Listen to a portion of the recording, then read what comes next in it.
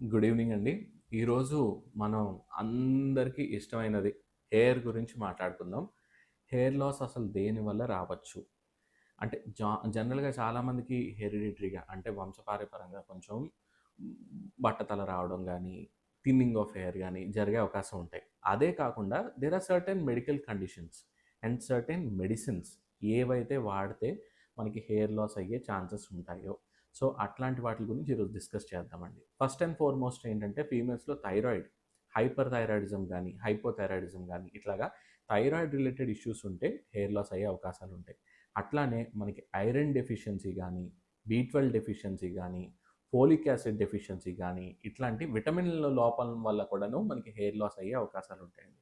అదే కాదు జనరల్‌గా ఫీమేల్స్‌కి, లేడీస్‌కి ఏంటంటే ఎప్పుడైనా ప్రెగ్నెన్సీ తర్వాత కూడాను ఈ హార్మోనల్ చేంజెస్ వల్ల కూడాను ఈ హెయిర్ లాస్ అయ్యే ఛాన్సెస్ ఎక్కువుంటాయండి.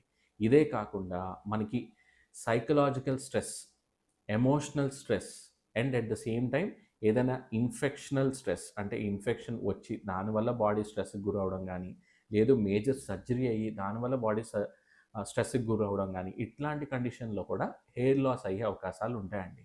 సో, హెయిర్ లాస్ అన్నది it's not a simple matter. సడెన్‌గా అక్యూట్ హెయిర్ లాస్ అవుతే మాత్రం డెఫినెట్‌లీ దాని గురించి మనకేమైనా డెఫిషియన్సీస్ ఉన్నాయా? ఏవైనా మనం వాడుతున్న మందుల వల్ల అవుతుందా? లేదు ఏవైనా మెడికల్ కండిషన్స్ వల్ల అవుతుందా? అన్నది ఇవాల్యుయేట్ చేపించుకోవడం చాలా మంచిదండి. Thank you.